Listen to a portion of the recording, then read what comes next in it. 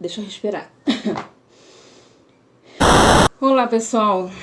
Estamos aqui mais uma vez no canal Essa Tal Liberdade para poder falar de mais um tema que o Espírito falou ao meu coração e eu tenho certeza que vai falar ao seu também. Vamos lá?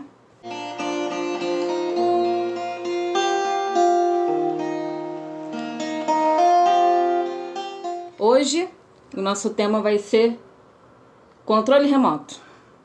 O que o Espírito pode ter falado comigo através desse objeto? Então, desde agora eu já faço uma oração, dando liberdade ao Espírito Santo para poder falar através de mim, que não seja eu, mas que seja Ele usando a minha boca. Em nome de Jesus, amém. Então, teve um dia que eu estava vendo televisão à noite, como de costume, né? Toda noite depois do jantar a gente vai logo deitar, porque a gente acorda cedo para trabalhar. E eu estava lá de boa vendo TV e de repente o Elcio, meu digníssimo, amado esposo, virou para mim e falou assim: Amor, larga esse controle. Eu olhei assim, aí pensei, não falei, né? Eu falei assim, tá bom. Larguei o controle. Se passaram outras noites e eu realmente observei nessas outras noites que todo dia eu estava com o controle na mão. E não só com o controle na mão, eu estava com o dedo em cima do canal, pronta para mudar o canal a qualquer hora. E no momento que eu me dei conta disso, né, foi o momento que o Espírito Santo falou comigo. Ele falou assim: minha linda, você precisa largar o controle da sua vida, você precisa deixar o controle literalmente da sua vida nas minhas mãos.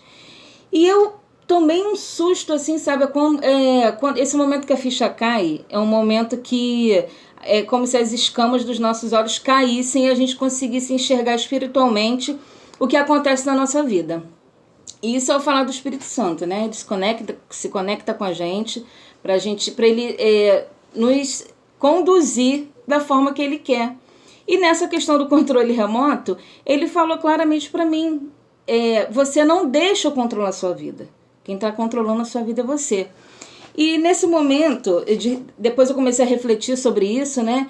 Eu identifiquei 3 coisas nesse quadro, nesse episódio que aconteceu do controle remoto. Que a primeira coisa que eu entendi e que ele me falou, né, lendo as escrituras, aprendendo, é que eu estava agindo como Eva. Como que a Eva agiu no Jardim do Éden, né? Quando ele colocou Adão e Eva lá para poder cuidarem, semearem do jardim, ele só deu uma única ordem a ela. E essa escolha de comer do fruto do conhecimento do mal não era só não ter só o conhecimento do bem e do mal.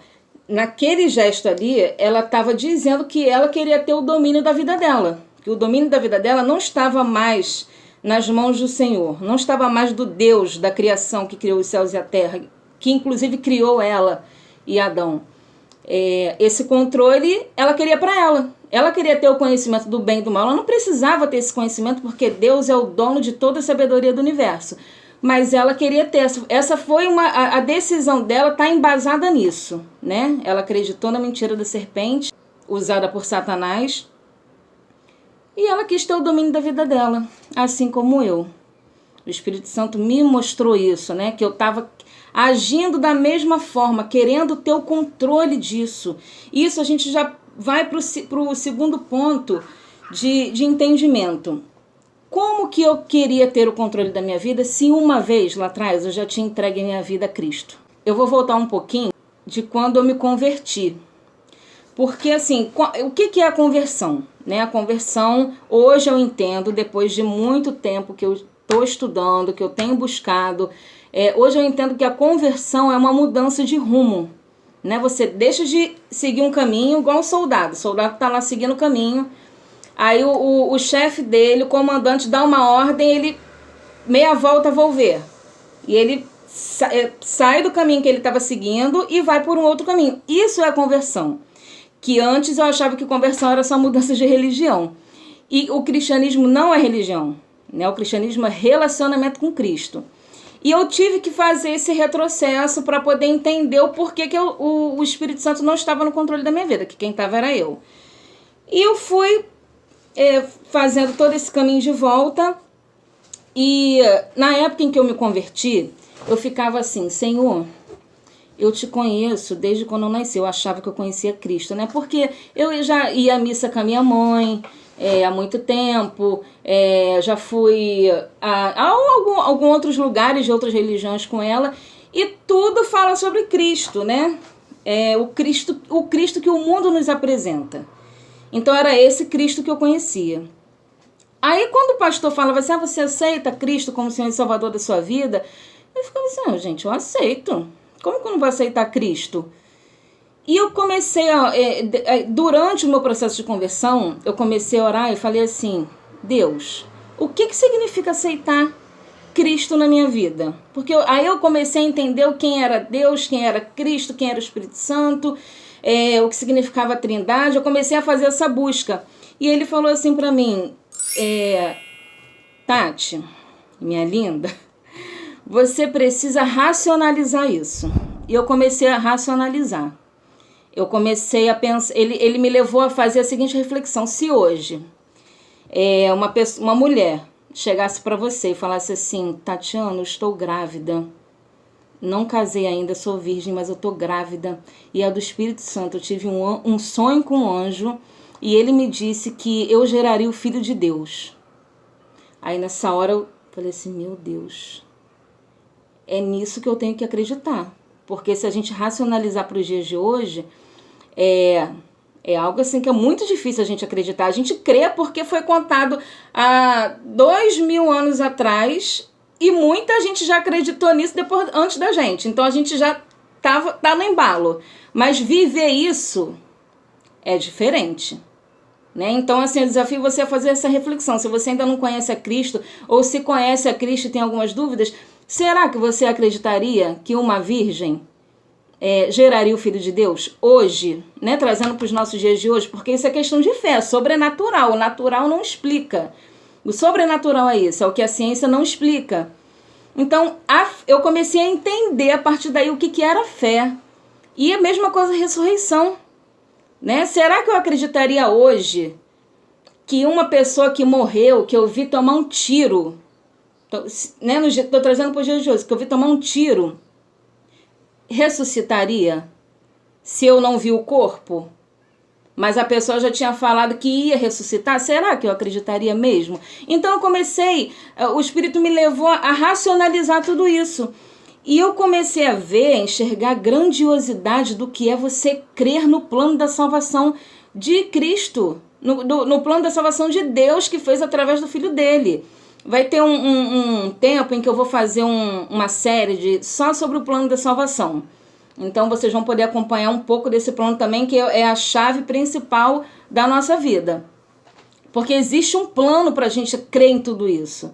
Né? Então, todo esse episódio do controle remoto me fez fazer esse caminho de volta. Primeiro, a me dar entendimento que eu estava fazendo como Eva fez no jardim, querendo ter o controle da minha vida.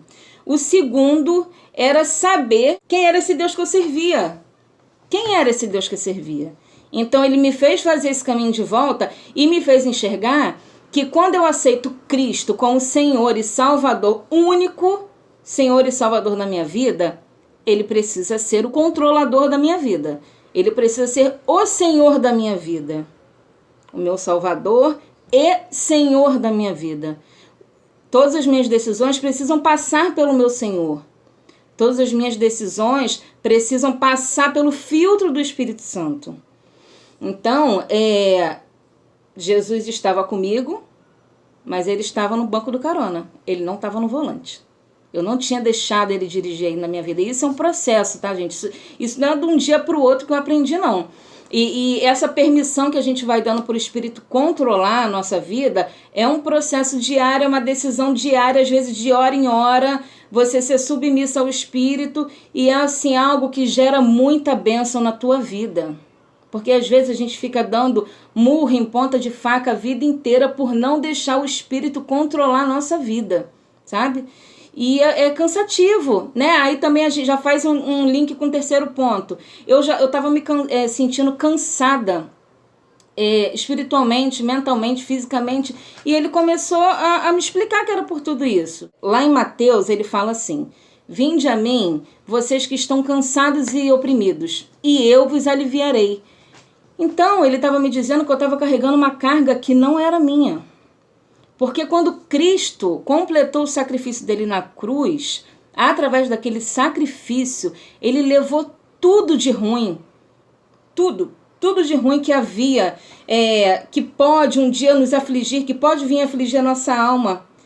Só que isso a gente precisa buscar, essa paz que é esse atendimento, essa paz que ele nos deu através do sacrifício precisa ser buscada, não é algo automático.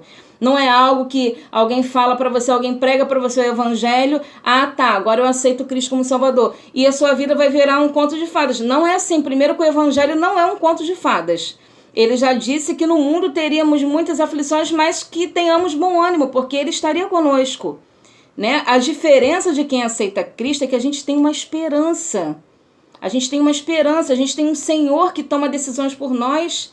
E ele diz que o plano dele pra gente é melhor do que o nosso. É mais alto do que o nosso. Eu acho que é em Jeremias que fala, que o Senhor fala: eu que sei os pensamentos que tenho sobre vós, diz o Senhor, pensamentos de paz e não de mal, para dar o fim que desejais. Então, é nesse Deus que a gente precisa confiar.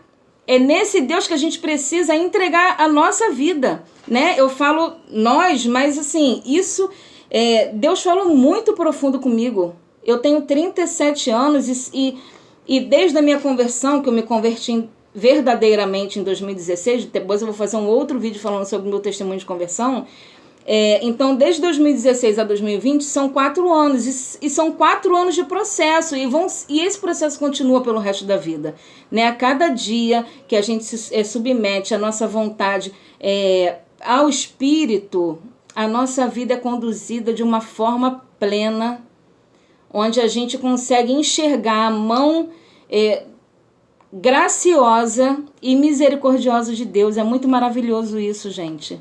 Isso é muito maravilhoso. Então, assim, eu queria te desafiar a deixar esse controle, né, que é um simples objeto que falou tanto comigo, a deixar o controle da sua vida nas mãos do seu Senhor. Deixar o controle da sua vida nas mãos daquele que é onisciente, que sabe do amanhã, porque às vezes a gente não entende.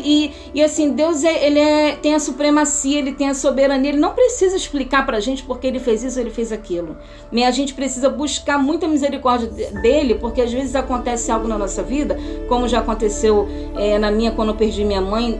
No mês seguinte que eu me batizei, em que eu fiquei de mal com Deus. Eu era um bebê na fé imatura, eu fiquei de mal com Deus, porque ele tinha acabado de tirar o que eu tinha de mais precioso, e aquilo me afetou muito. E toda vez que ele me traz a morte da minha mãe na memória, né, que é algo que foi muito dolorido, a saudade é muito grande, né, mas ao mesmo tempo que eu lembro disso, o Espírito testifica no meu coração de que essa nunca foi a vontade dele.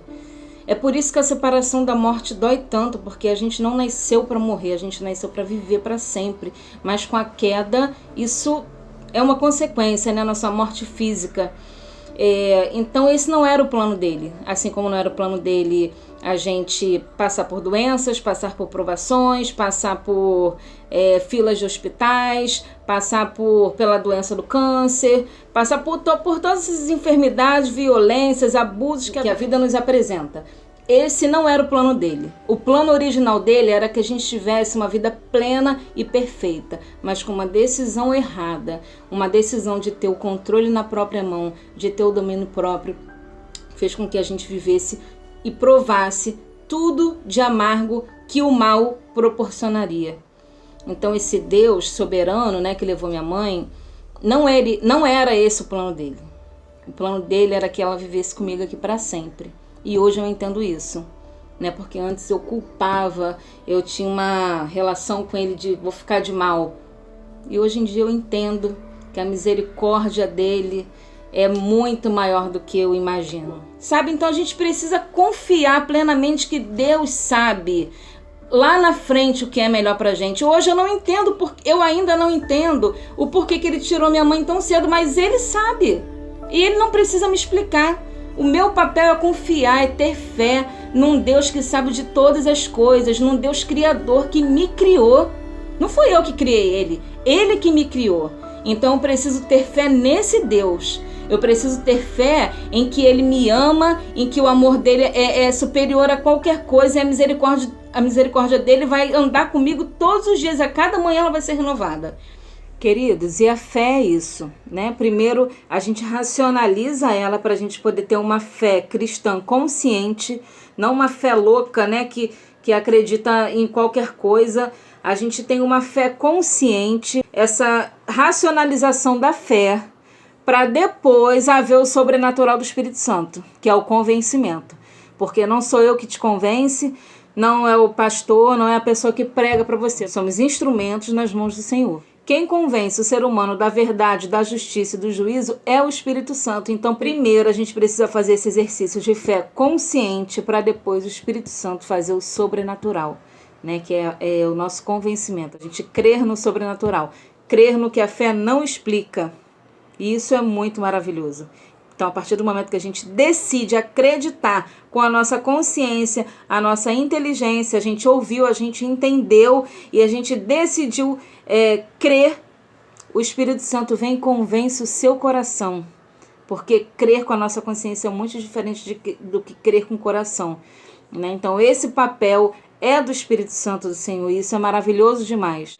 Então eu desafio a você a entregar o controle da sua vida nas mãos dele, e que se você não conhece esse Deus, que se você porventura tem alguma dúvida em relação de quem é esse Deus, gente, é só pedir. É só pedir. Entra no teu quarto, dobra o seu joelho e vai pedir para Deus se revelar para você. Eu sei que a fé vem pelo ouvir e pelo ouvir a palavra de Deus. E é por isso que eu fiz esse canal, porque eu quero realmente falar da palavra de Deus, né? Hoje eu tenho uma vida em que me ocupa, é muito corrido, ocupa muito meu tempo, mas na quarentena, com essa pandemia, essa loucura que está acontecendo no mundo, eu consegui achar um propósito no meio desse caos. Né? Eu consegui enxergar que no meio desse caos eu poderia me aproximar muito mais de Deus, e isso poderia render frutos, e eu estou aqui hoje falando para você, que está talvez mais de 2.000 quilômetros longe de mim, ou muitos milhares de quilômetros, né? Que a internet é possibilidades infinitas. Então, assim, a minha oração é que você deixe o Espírito Santo de Deus controlar a sua vida, sabe, para que você não venha ficar sofrendo e colhendo frutos que não foram semeados pela vontade de Deus. Porque é muito triste a gente colher frutos amargos, sabe? A gente não colhe limão se plantar laranja, não colhe. A gente só colhe limão se plantar limão. Então eu desafio você a entregar esse controle da sua vida nas mãos dele. Então é isso, eu estou finalizando essa mensagem. Espero que Deus abençoe muito a sua vida. Espero que isso faça diferença na sua vida e que ele verdadeiramente venha transformar o seu coração. Então, se você gostou dessa mensagem de hoje, que fala sobre o controle remoto, mas sobre o controle das nossas vidas na mão do Senhor, se você gostou dessa mensagem, eu vou pedir para você curtir esse vídeo, compartilhar com seus amigos, se inscrever no canal e fazer com que essa mensagem chegue a muitas pessoas, tá bom? Muito obrigada. Até o próximo vídeo.